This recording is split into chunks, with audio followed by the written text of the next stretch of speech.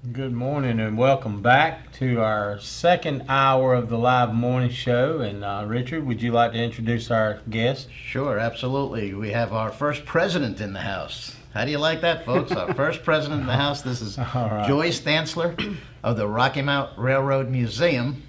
And she's gracious enough to accept the invitation to come to the show. And so welcome, Joyce. Thank you. Thank you. And we've got a good story to tell you today about the Rocky Mount Railroad Museum, which we have one here in town. Joyce, of course, as I mentioned, is president, but she'll be able to tell us many things about it, how it got started, what's available to view, what the club does, and how many members they have, and so forth. We'll go through their mission statement. She's got a beautiful package as well that she can present to people, and they also have an event coming up next Saturday. So Joyce, let's get started and find out, number one, how did the Rocky Mountain Museum get started, and especially your involvement? Okay. My father worked for the railroad for, I think, about 40 years. And he loved trains. He loved not only working on trains, but he collected Lionel trains. And he had a setup at our home, and everyone in the community knew about this train setup. So anytime you came by our house, you had to see the trains. He would take you out and run the trains for him, and they were the Lionel ones.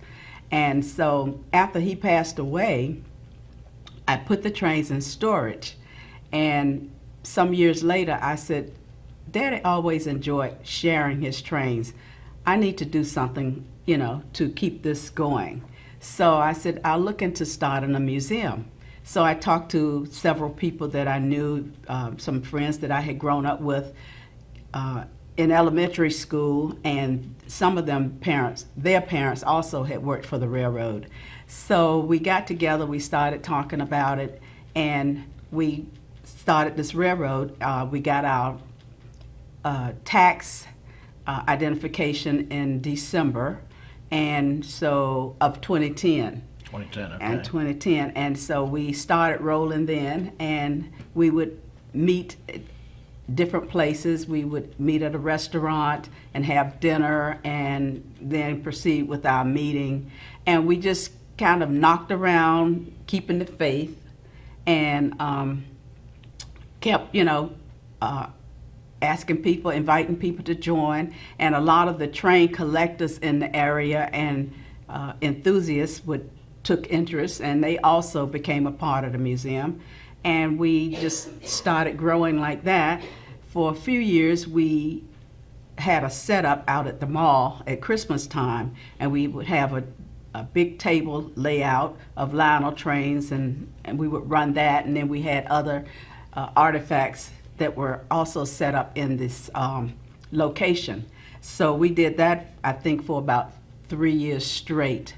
And we were still looking for somewhere to set up. So we had, let me see, I think it was in 2013. Oh, no, it may have been a little earlier than that. But anyway, it was after 2010. We had a couple of annual banquets and auctions, and we had a lot of things that were donated to the museum, and we auctioned off some of those things. And we had a big dinner, and one of our guest speaker was a former railroader named Doug Riddell out of Virginia, and he also donated some of the books that he had written. And so then we approached the city. We were trying to find a location. We would look at a lot of places around in the city that were available, but we didn't have the funds. And so during the tenure of Rochelle Small-Toney as the city manager, she helped us. She and the city council helped us to get set up in the train station. So when did the club join together back in 2010? Yes, we just were. formed the club first, or membership?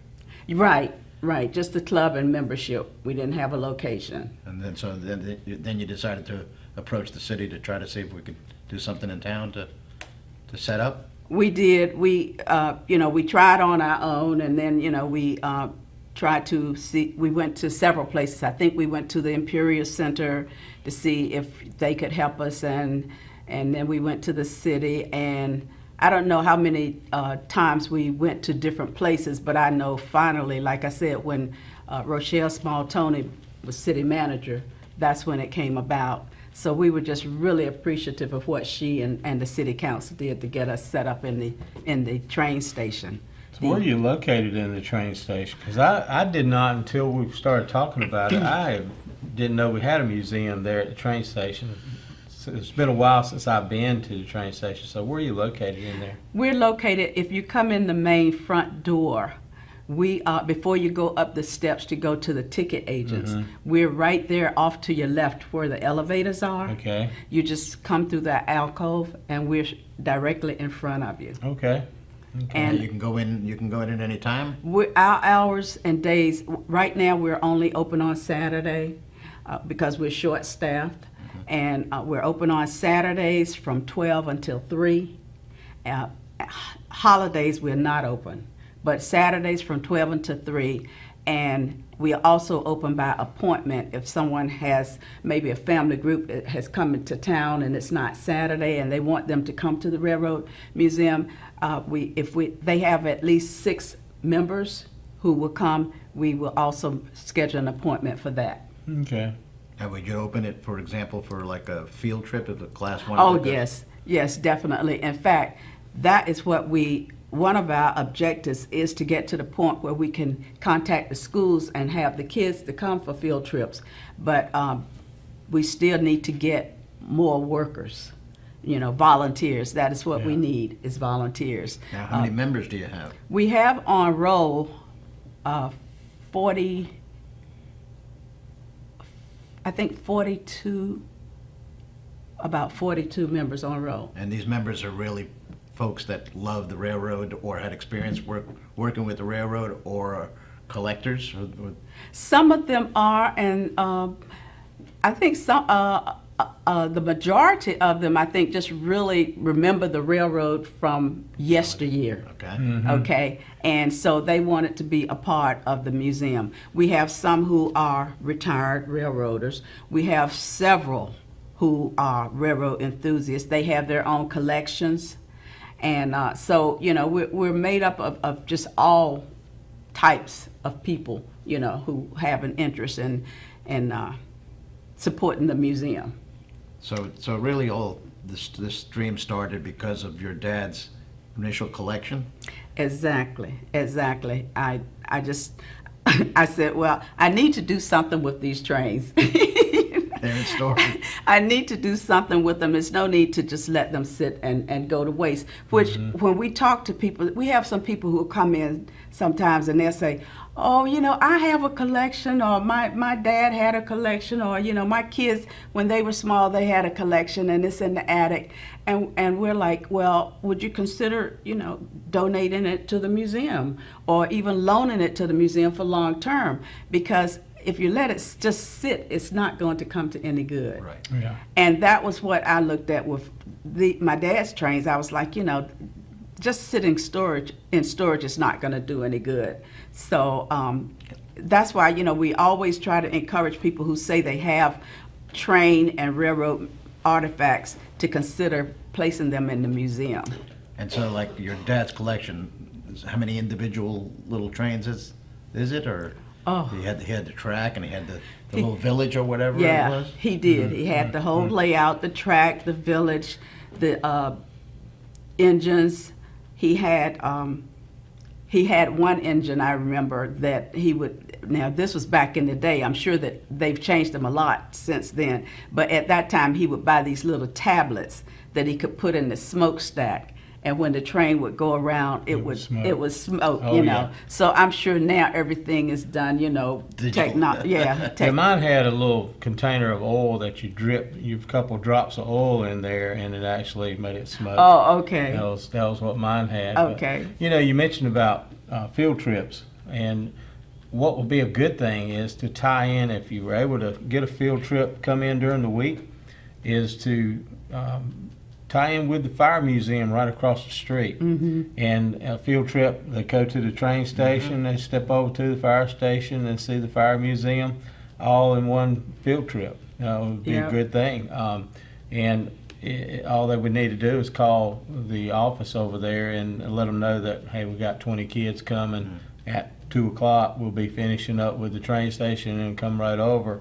And they'll have somebody there at the fire museum that will help take you through and tell you about. Because I think the yesteryear is very important for kids, because that's how I became a fireman. My dad was a volunteer.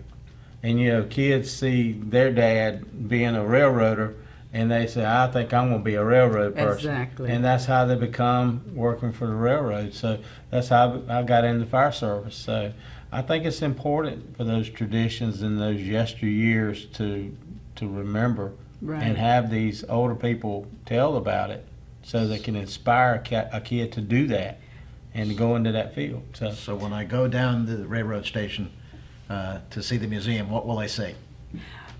When you come in, one of the first, well, when you approach our door, we're really proud of the door panel that we have up there. It was an inspiration from a Norman Rockwell painting. I don't know if you remember, he did a painting. What was that magazine that used to have his paintings? It wasn't Life. I can't remember now. But anyway, there was one painting illustration that he did where he was sitting in front of a canvas, and he was peeping around the canvas, and he was peeping at himself, and he was like painting himself on the canvas. Okay. Do you remember that one? Okay, yeah. Okay, well, anyway, so our door panel is based on that. We have a person standing there at the canvas, and they're painting a train engine, and they're looking around, and there's the train engine there. Okay. So that's the first thing that you're going to see. And then when you come in, to your right is our mannequin Bob. We had him named by the children when we had our grand opening back in October, when the city had the barbecue throwdown. And so we had the kids submit names, and then we drew. And so the name that was drawn was Bob. So you see Bob, the train worker, standing there.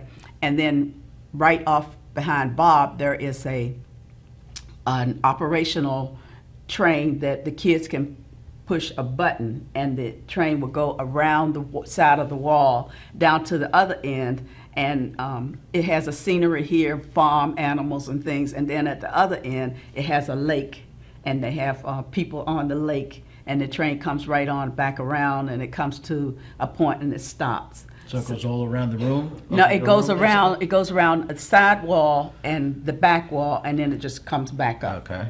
Yeah. Nice. So you have that, and then we have about 2 or 3 display cabinets out there with trains in them, and they are O-gauge trains.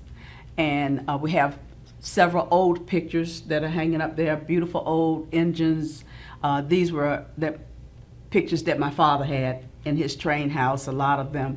And we have those, and we have a beautiful painting hanging on the wall that a friend of ours, he was the former art teacher at Nash Central High School, John Gay, painted. And he painted it from one of the pictures that's hanging in the museum. And also in the museum, along the ceiling, we have 3 murals of these pictures that are pictured here. Mm-hmm. We have 3 murals, and his high school art club painted those murals in 2013, 2014, and 2015. So they're hanging up there. They're huge. I think they're probably about maybe 11 by 40. That's how big they are. Okay. Because they're the painting tarps that painters would use. Right. So they're huge. And so you'd see 2 of those out in the front.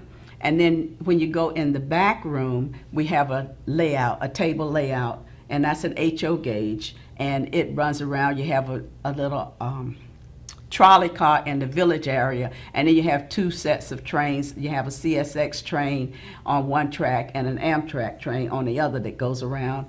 And you have an industrial section. You have the CSX intermodal section there. And a lot of stuff. And then there's a huge train that we have that's just on display that sits along the side of the wall. And it's really nice. Everybody that comes enjoys it. We have 2 display cases in there also of trains. Miss Joyce, we got to take a break, but hope you can stay for a few more minutes after we come back. I don't know if you have anywhere to go, but we'd like to come back and make sure everyone knows how they can get involved with the museum, how they can contribute, either become a member or for also for donations to the museum. So we'll be right back, take a break, pay some bills, and we'll be back with the live morning show presented by Don Bullock Chevrolet and Joyce Dantzler. We'll be right back. Thank you.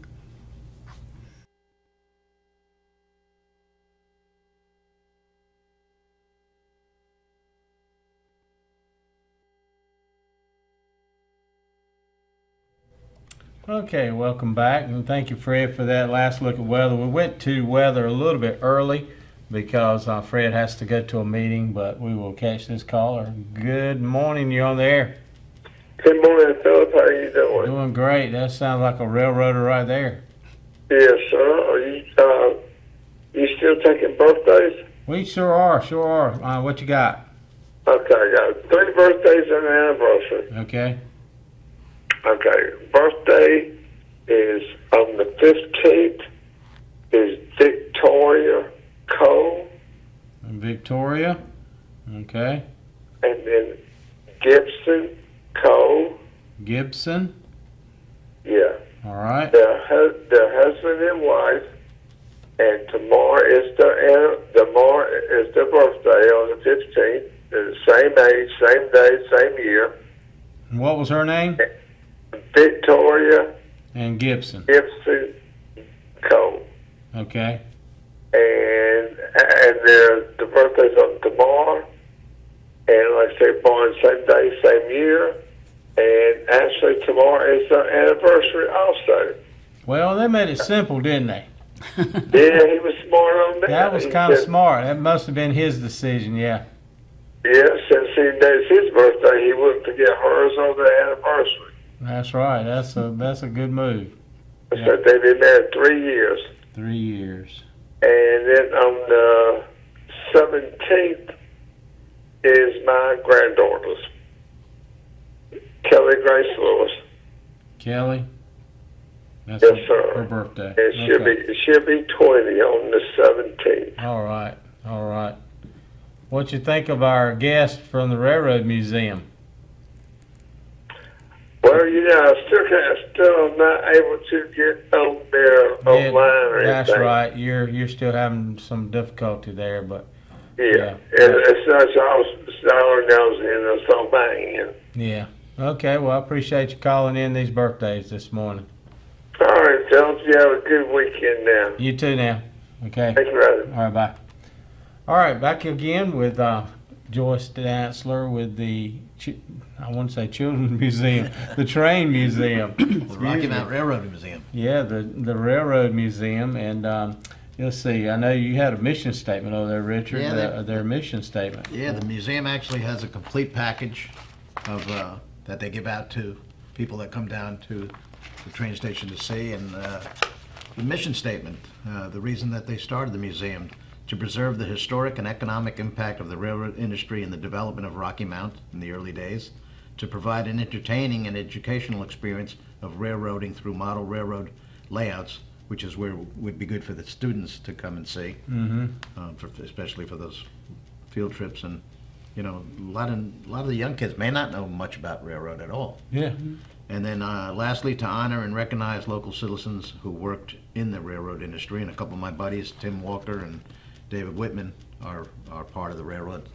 And of course, your dad, very instrumental in Joyce doing this to start the museum. Most towns were built around the railroad or any transportation area, whether it was a river, which, Rocky Mount really started around there at the mills where the Tar River comes through. Right. So then as the railroad developed, I guess, then everything moved center part of town around the railroad. Right to And Main Street, right You downtown. had all your goods came in through that way. If they didn't come in through ship, through the river, then because Tar River used to be a lot more navigable than it is now, I think, from what I hear. So, but yeah, you receive goods from the railroad.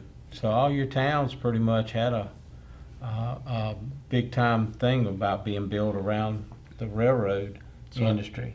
I assume, Joyce, that your dad educated you a lot on the differences between all the different types of cars, maybe? I know there's an O gauge and an HO gauge. What's that all about? The O gauge is the larger train size, and he had the Lionel trains. The O gauge today is a smaller size than the Lionel trains, but they're bigger than the HO gauge. The HO gauge is a little smaller. And then we have two other sizes at the museum on display. We have an N scale that is very small and a Z scale that is small. Right off, I can't remember which one is smaller, but they are very small models that we have there. Surprisingly, as much as my dad loved the trains, he didn't talk to me a lot about it. He was in that generation where girls did girls things and boys did boy things. Yeah. So he didn't just sit down with me and we talked train. So he'd be amazed right now at what you've done for him. He would be. Even though sometimes I can remember I would go out to the train house and I would run the trains sometime if I'd have some friends over. And I called myself stopping the train right back where it used to be, where it was. And he would come home and he'd say, "You've been running my trains?" And I was like, "How you know? I thought I put it back in the same place." But he knew. We may have a caller that might be wanting to talk to you. See what they say. Good morning. You're on the air. Good morning. What's up, Jerry? This is interesting this morning. It made me think back in time. I was trying to remember the last year.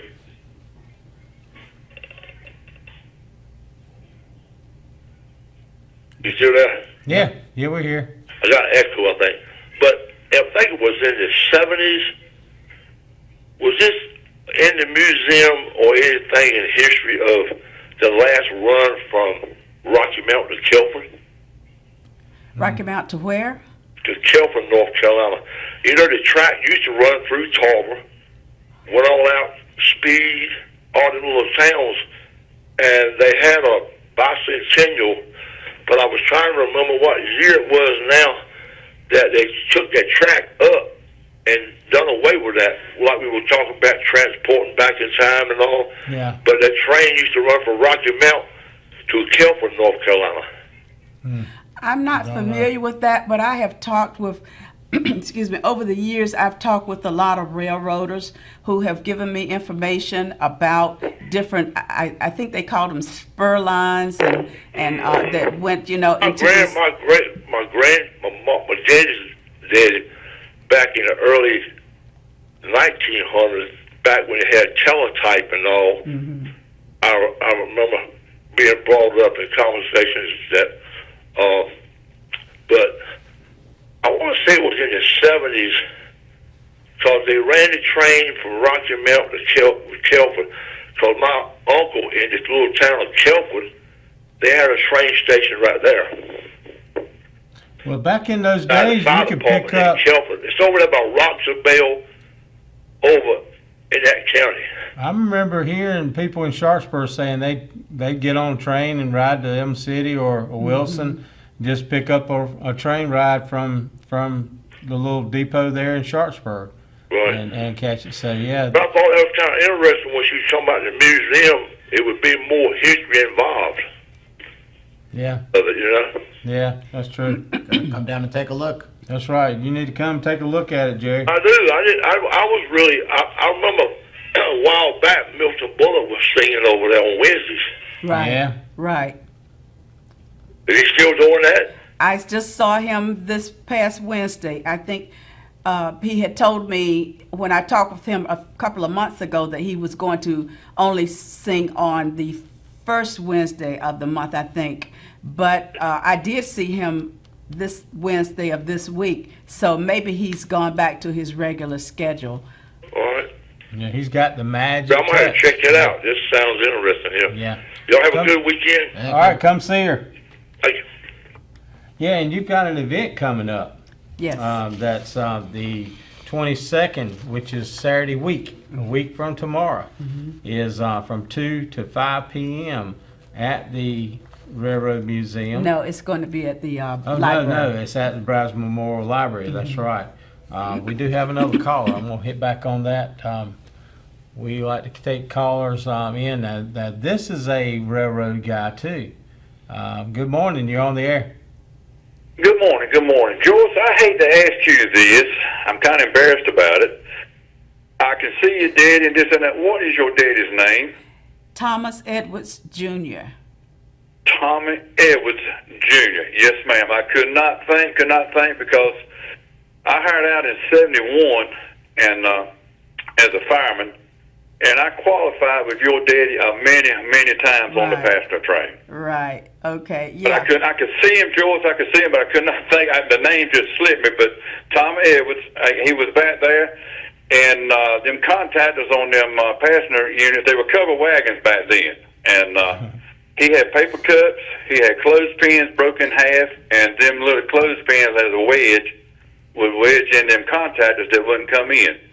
So he had the trick of the trade on what to do when the contactor wouldn't come in or this, that, and the other. But Tommy Edwards, yes, sir, we would talk about that in the engines back there, and then we had to come up in in front of the engine so I could know what he was saying, But, Right. yeah, he knew his stuff on the contactors and the stuff like that because, it was sad to say, back then, he was a fireman, but back then they weren't hiring blacks as engineers. Right. He probably Right. told you that. Right. And then when they started hiring the blacks as engineers, they offered it to him, and old Mr. Evans said, "No, sir, I'm fine where I'm at." Because he done got on the train and rode to Florence. He didn't have to worry about Right. qualifying and running the engine and man. So I told him many times, I said, "I do not blame you." But he was a good-hearted man. Like I say, I was 18 years old. I hired out, and I got promoted to engineer when I was 19. They said I was the youngest engineer Rocky Mountain's ever had. But Mr. Edwards, yes, ma'am, I remember him, and they got articles in the museum, because I went there the other day, and they got articles in the Rocky Mountain Telegram, papers on the wall, about his job and his career, Right. Right. But Very good. I could not think of his name. I'm glad you told me because I was racking my brain. Right. It'll probably come to me about 3 o'clock this afternoon. But Tom Evans, yes, ma'am, he was a good, fine fellow. He sure was. Well, I enjoyed working with him, and he learned me a lot about them passenger trains and keeping them going, whatever. Well, thank you so much for calling. And what you're talking about, I was rereading an article that was written by Doug Riddell about my dad just before he died. And he was talking about how Daddy would use these little pieces of this, that, and the other to keep something running and together and all. So it was really funny to hear you say the same thing. But when I set out to help get the museum started, that's why I always use my maiden name, Joyce Edwards Dantzler, in honor of him. I always wanted that Edwards in there. Mm-hmm. I was waiting for you to say your daddy's name. I said, she's not going to say it, but I'm going to have to ask her because I enjoyed working with him and qualifying with him. Like I say, he had them paper cuts, them cones or whatever, and they blocked in contactors and broke a clothespin in half and used that as a wedge, But he was good. I was at that 43 years myself. May I'll be retired 9 years. But I enjoyed it out there, and I don't like to hear people knock the railroad because it was a good company to work for, But like I say, I remember your daddy just like yesterday, but I could not remember his name. I couldn't. Yeah. But he was a fine fellow, Gary. You ought to have something to be proud of. Well, thank you. My wife's dad worked with railroad too, Randy. You remember Milton Joyner? Oh, yeah. They called him Cannonball, I He think. worked over there in the rib track. Yeah, he worked over there at the Emerson shops, I think, over that way. And, I think they had a nickname Cannonball. I don't know if that was his railroad nickname or what, but, yeah, he was with the railroad for years. Yeah, it seemed like to me, people, like with the state and the city, we worked 30 years and we retired, but I hardly ever hear about people retiring 30 years with railroad. They're usually like 40 and 44 years and a long time, past 40 years retiring. I don't know if there's something there different with the railroad where you don't just work 30 and go. But you appreciate you calling this morning, Randy. All right. Y'all have a good day. Good seeing you, Joel. Take care now. All right. Thank you. That was good. Normally, a lot of times when we have guests, we don't take calls, but I thought, it's a good thing maybe to catch some calls, Yeah, and I'm glad we they're did. calling on their own. So Man, I'm glad they did, because, I mean, we had There we go. people this might be another railroader. Let's see. This might be. Good morning, you on the air. I'll tell you what, Tom Mills, I'm over that man really well. Okay. Well, Been on Leggett Road. I've been in his garage out there, or his shop out there. If you go talk to him, like you said, he'd take you to the back out there, show you all those things. It was very innocent. Yes. wow, that was great. Yeah, he was. I tell you, he lived and breathed trains. He really did. And I remember, excuse me, when he talked about retiring. The one thing that pushed him was because of so many train accidents that were happening then, the trains were hitting trucks that were stuck, log trucks that were getting stuck on the tracks. And he knew several engineers who had died from that. And that just really kind of soured railroading for him. He just looked at the dangers and he said it was just time to leave. But he did love working for the railroad. And that's one thing that inspired us at the museum to set up this chimney chats that we have on the first Saturday of the month. And we invite railroaders and anybody interested in trains to come out and just talk about trains. Yeah. And we've had, I think we started in March. And so we've had two months of it. And we really hope that railroaders and people interested will come out on that first Saturday. It's just 1 hour from 1 until 2. And, you just talk. You just talk. You're not lectured to in anything you want to contribute, memories that you have and things like that. We invite you to do it because people can learn. People can ask questions and all. So keep that in mind, Mr. Green, and put it in your calendar, the first Saturday of the month, 1 to 2 at the train station. Thank you very much, but he was always a nice guy. Everybody loved Tom Mills on that. Yeah. And he was always jolly, just laughing about everything. He'd be talking and just laughing all the time, too. He did. But he was an inspiration then. Thank you so much. I appreciate that. That'd be good to get some of these old timers to come in and share their stories and do that. Kind of like you said, the chimney chat, like the fireside chats. Right. That the presidents used to do, the Exactly. fireside chat, the chimney chat. Chimney chat. I immediately thought of you said from 1 to 2, but I was thinking like a Hardee's biscuit and a cup of coffee, and you just got a bunch of railroaders sitting around jawing and chewing the fat and telling old stories and laughing and just having a little reunion of sorts. Right. But still have a word public come in and hear some of these stories. Right. That would be, I know stories with the fire department. There's some stories you can't quite tell to the kids, and I'm sure railroads got stories that they don't want to really share or can't. They're not G-rated. But it's great hearing people that knew your dad. Man, I know it's got to be a good feeling to you. It is to hear a good these feeling. people talk about your dad and know the good things about him and just reminisce. And there's a lot of good people that work railroads. Back then, the railroad was the thing. I mean, if you came back from service, you either went public safety in the police department, or you probably went to the railroad. Or postal. Or postal, yeah. So, and you worked many years there. But people back then, the railroad was the place to join. I mean, it was. Now people, like Randy said, people knocking the railroad, knocking this and that, but knocking the postal service, all this stuff. But back then, it was a place to go. It was a place to. The importance is both the industrial part of the railroad and the travel part. We got the difference between Amtrak and the supplier. The freight. Good freight trains are provided all over the country. I was noticing in the community calendar when you get the telegram and you look at the community calendar in the Sunday paper, it's a couple things in here that you have entered in. One of them as far as memberships, how to become a member of the organization if you want to become.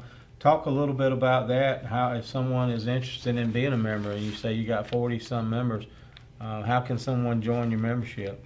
Well, we have We have a website, which is www.rmrailroad.org. Okay, and we have a membership form on there. We also have membership forms in the museum and also in a, what do you call those things? A letter holder outside of the museum. So even if we're not there, you can pick up a membership form. Okay. And just send it in or bring it in. The membership is $25 a year. And we also have membership, contributor membership is $50 if you want to do that. Benefactor membership is $100 or more. And with the benefactor membership, you get to choose one of these prints. Okay. Okay. And you also get your name put up on a board, or? Your name, we have a donor board there. If anyone makes donations, then, we have the donor board. And we have the donations that start at $100 up to $4.99, and the next category is $500 up to $9.99, and then we have the $1,000.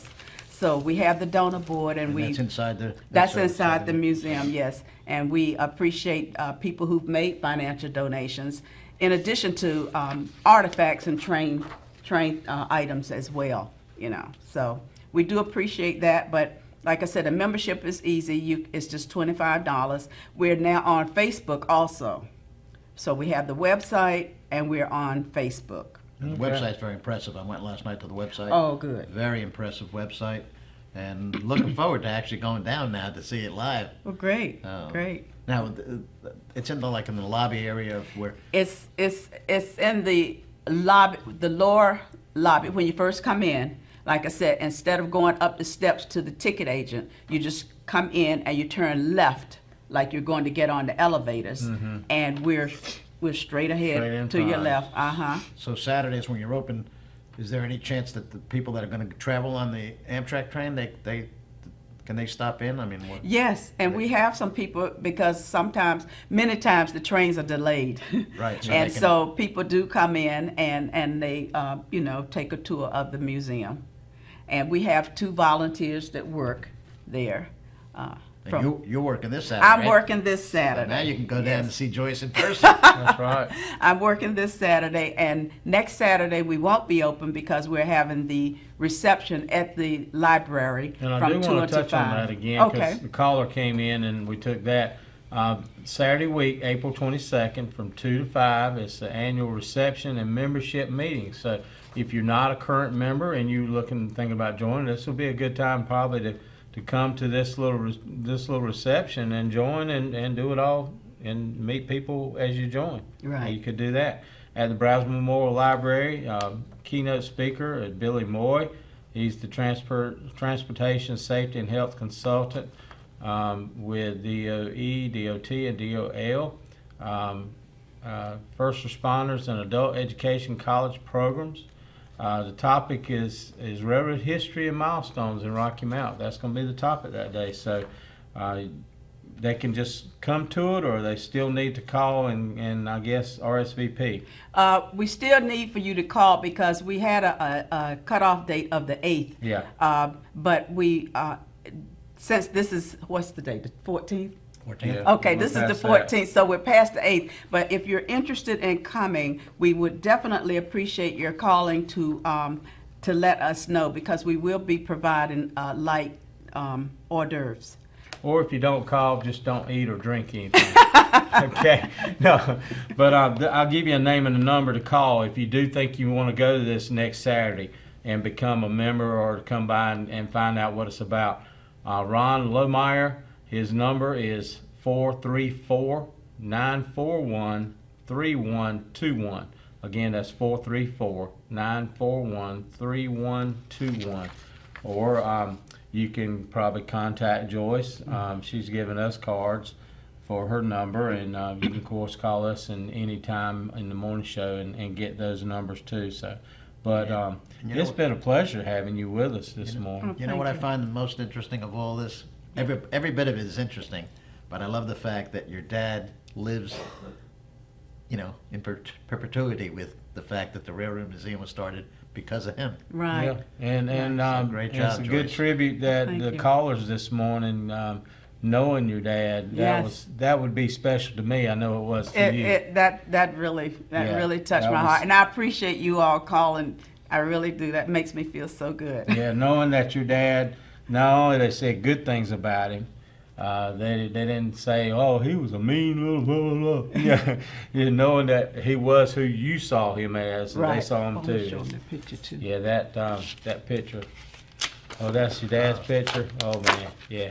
How about that? Look at this. All right. There you go. Everybody that remembers That's Tom Edwards Jr. Tom Edwards Jr. If I had put Joyce Edwards Dantzler up there, Right. we'd have gotten 100 calls. Oh yeah, that's right. I didn't think about that. The middle name. But yeah, it's great to hear from some of the railroaders that work with him. And you don't know it, but now that you're sitting here, you're gonna actually help me sing. Happy birthday and happy anniversary. Okay. So we get to That's hear how your we close singing the voice show. too. So we close the show. So what I'm gonna do, since Joyce is sitting next to me, we'll alternate names. We'll leave Richard out of it today since he's sitting over there too far. But I'll start off with the first one, and you just say the first name, and then I'll do the first name of each one after that. So, and then we'll alternate. So we'll start with our song. Happy birthday to you. Happy birthday to you. Happy birthday, dear Lovey, And Pete Ricky, and Rich Rich, Victoria, Gibson. and Kelly. Happy birthday to you. Happy anniversary to you. Happy anniversary to you. Happy anniversary, Keith and Tammy McGee. Victoria and Gibson Cole. Happy anniversary to you. I thank you so much for singing. She's got a great voice. I don't know Lot about better than that. Richard. Now we need a Lot voice better than museum. Richard. You need to be down there singing with my man down there on Wednesdays. Yeah, he's got a sweet voice, man. Oh, he's just beautiful. got a beautiful voice. It's, Mhm. that he's got the magic touch. That's that Yep. song in a commercial he uses. But Pleasure been to great having you today. Thank you. Pleasure Great to for have our you, callers Joyce. to call in, remembering her dad, and just a good morning. I thank you for coming and staying the whole hour with thank us. you. And we did jockey the weather and went a little early with the weather, so we were able to spend a little time with you and let Fred go to his meeting. But we're at closing time now. It's been a good day. Glad to have my buddy back down on, There you and he's go. going to be missing next week though. Unfortunately, He'll be- yes, I'll he'll miss be another show down, next week, but way down under in South America. Oh, how So nice. visiting his mom. So that's a good thing. So wish you well on that, buddy. tomorrow we'll visit the museum. How Yeah. about that? Wonderful. And he'll probably go to the library and pull a book on railroads now. But thank you for joining us this morning. Stay tuned for Through the Bible with Les Feldick as we close our morning show. And just have a great weekend. Stay out of the rain today, and just have a great day. Make a great day of it.